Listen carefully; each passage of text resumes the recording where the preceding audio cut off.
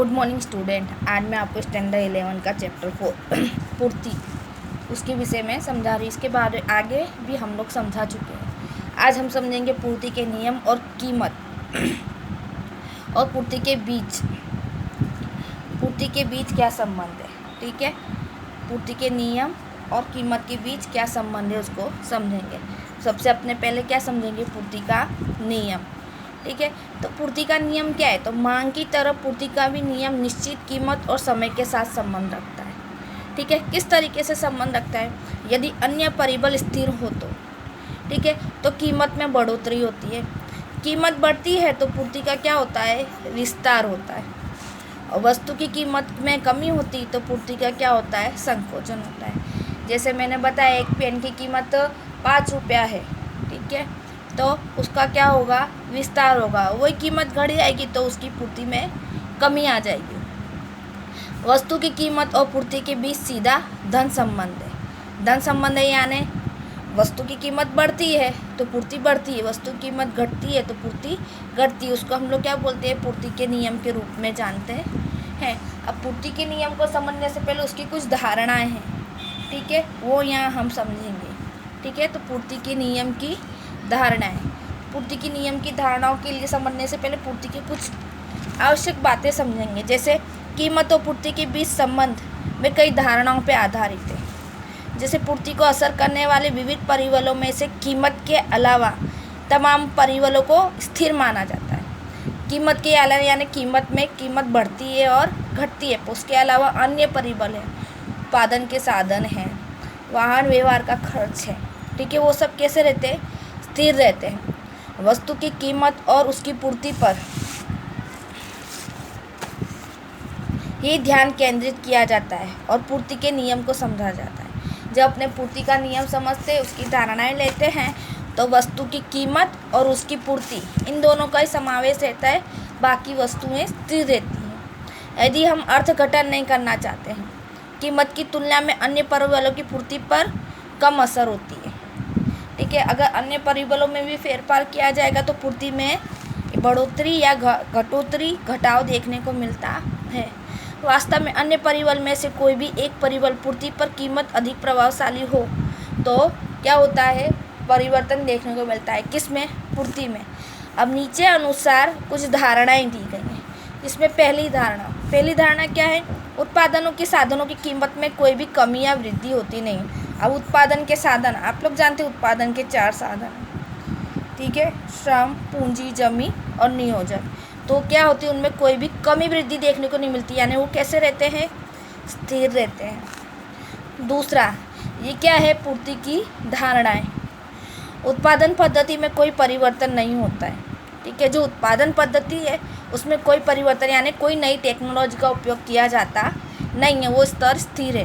यानी अगर मार्केट में कोई नई टेक्नोलॉजी आई है तो उसका यूज़ किया जाता नहीं है। ठीक है, धारणाओं में अन्य वस्तुओं के भाव स्थिर होते हैं। अन्य वस्तुओं के भाव कैसे, जैसे बाजार का खर्च, वाहन व्यवहार का खर्च, ठीक है, वो सब कैसे होते हैं, स्थिर रहते हैं। बाजार में भविष्य की कीमत संबंध अटकलें स्थिर रहती है। जैसे होती है ना कि भाव बढ़ने वाले हैं तो क्या हो जाता है, पूर्ति कम हो जाती है, भाव घटने वाले हैं तो पूर्ति बढ़े आती है। तो वो सब संबंधी अटकलें क्या हो जाती है, स्थिर हो जाती है, यानी वो अटकलें आती नहीं है। फिर अन्य परिबल जैसे कि सरकारी नीति, वाहन व्यवहार की सुविधा, प्राकृतिक परिबल, पीढ़ियों की संख्या, ये सब क्या होता है, सब स्थिर होते हैं। यानी इनकी धारणाओं में क्या होता है, सब कुछ स्थिर होता है। साधनों की कीमत स्थिर होती है, टेक्नोलॉजी का स्तर स्थिर रहता है, भविष्य की अटकलें नहीं होती हैं, अन्य भाव भी स्थिर रहते हैं और सरकार और वाहन व्यवहार के भी भाव स्थिर रहते हैं। अब अपने यहाँ समझेंगे पूर्ति की अनुसूची, आकृति और समझ। अब जैसे पूर्ति की अनुसूची, आकृति और समझ, तो अपने जैसे एक एग्जाम्पल ले रहे हैं, काल्पनिक करते हैं। कोई उत्पादक या विक्रेता वस्तु की अलग अलग कीमत पर वस्तु का कितना प्रमाण बेचने की तैयारी दर्शाता है, यह दर्शाने वाली सांख्यिकीय जानकारी को हम लोग क्या बोलते हैं, पूर्ति। सांख्यिकीय जानकारी को पूर्ति की अनुसूची कहते हैं। ये काल्पनिक है। ठीक है, इस तरीके से कोई भी उत्पादक या विक्रेता है तो बेचने की तैयारी रखता है, उसको हम लोग क्या कहते हैं, पूर्ति कहते हैं। और जो बेचने की तैयारी दर्शाता है या सांख्यिकीय जानकारी दर्शाते हैं उसे हम लोग क्या कहते हैं, पूर्ति की अनुसूची कहते हैं। अब यहाँ पूर्ति की अनुसूची है। पूर्ति की अनुसूची में देखो, अनुसूची सेव के प्रति किलोग्राम की कीमत है, रुपये में है, ठीक है। और ये क्या है, सेव की पूर्ति है। जब 50 होता है तब कितना देखने को मिलता है, पूर्ति 200, 60 होता है तो 400, 70 होता है तो 600। तो जैसे जैसे कीमत बढ़ती है वैसे वैसे पूर्ति बढ़ती है। इसको हम लोग एक आकृति के द्वारा समझेंगे, ठीक है।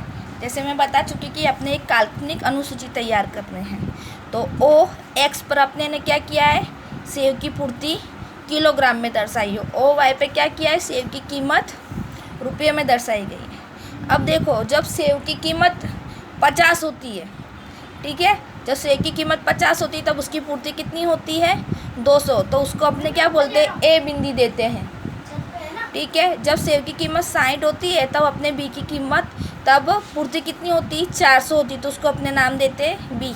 इस तरीके से हमको A B C D E रेखा मिलती है, और ये तीनों रेखाओं को मिक्स करते हैं तो हमको ऐसे स्फूर्ति रेखा प्राप्त होती है। यानी आकृति एक्स अक्ष पर अपने क्या बताते हैं, सेव की पूर्ति बताते हैं, और वाई पर क्या बताते हैं, ओ वाई पर सेव की कीमत बताते हैं, ठीक है। यानी आपको क्या देखने को मिल रहा है, जब कीमत 50 थी तब पूर्ति 200 थी, धीरे धीरे क्या कर रही है, पूर्ति बढ़ रही है। तो ये रेखा हमको कैसे मिली, एस रेखा कैसी मिली है, धनात्मक ढाल वाली रेखा मिली है, ठीक है। तो धनात्मक ढाल वाली रेखा है, वो कीमत और पूर्ति के बीच कैसा संबंध बताती है, सीधा संबंध बताती है। ये कैसे हुई, धनात्मक ढाल वाली रेखा हुई।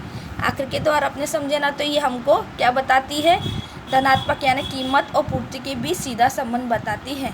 अब कीमत और पूर्ति के बीच अपने संबंध समझेंगे, कीमत और पूर्ति के बीच के संबंध की समझ। तो उसमें क्या है, सबसे पहले इसके दो कारण हैं। पहले तो अपने ये जान चुके हैं कि कीमत और पूर्ति की रेखा कैसी है, धनात्मक है, धन संबंध है। तो क्या है, उत्पादन का ध्येय महत्तम लाभ होता है। किस तरीके से महत्तम लाभ होता है, जब 50 होती है तब पूर्ति कितनी होती है, 200, ठीक है। कीमत बढ़ी तो उसने पूर्ति बढ़ाई, अगर पूर्ति बढ़ाएगा तो उसको क्या होगा, लाभ प्राप्त होगा, ठीक है। तो क्या होगा, उत्पादन का ध्येय क्या होता है, महत्तम लाभ का होता है। यदि कीमत बढ़ती है तो वो वस्तु की पूर्ति बढ़ाने का प्रयास करता है, और कीमत घटती है तो वो वस्तु की पूर्ति घटाने के लिए नहीं तो स्थिर रखने का प्रयत्नशील करता है। यानी उसका मुख्य ध्येय क्या होता है, लाभ होता है। दूसरा कारण क्या है, वस्तु की कीमत बढ़ने के कारण लाभ मिलने की संभावना बढ़ जाती है। तो पता है कि वस्तु की कीमत बढ़ेगी, अगर एक ही वस्तु का आपको उसको 2 रुपया मिल रहा है और 5 रुपये मिल रहा है, तो 5 रुपये पे आपको क्या होगा, लाभ ज़्यादा प्राप्त होगा। तो वस्तु की कीमत बढ़ने पर क्या होगा, लाभ मिलने की संभावना बढ़ जाती। तो परिणाम स्वरूप क्या होता है, बाजार में क्या आते हैं, नए विक्रेता आते हैं, और नए विक्रेता आते हैं तो क्या होता है, पूर्ति में बढ़ोतरी होती है। अगर लाभ प्राप्त होता है, ज़्यादा लाभ प्राप्त होता है, तो मार्केट में नए विक्रेता आते हैं, और नए विक्रेता आते हैं तो क्या होता है, पूर्ति का लाभ बढ़ता है, ठीक है। इस तरीके से मैंने आपको इस चैप्टर में क्या, पूर्ति के नियम, उसकी धारणाएं यानी पूर्ति के नियम की धारणाएं, और पूर्ति और कीमत के बीच के संबंध में चर्चा की है। आपको ये जो मैंने आकृति समझाई है वो पेज नंबर 40 पे, वो आकृति के साथ आपको ये क्वेश्चन पूरा लिखना है, किस में, आपकी नोटबुक में। इसके बाद में आपको पूर्ति के विस्तार और संकुचन और पूर्ति में वृद्धि और कमी के विषय में समझाऊंगी। अस्तु।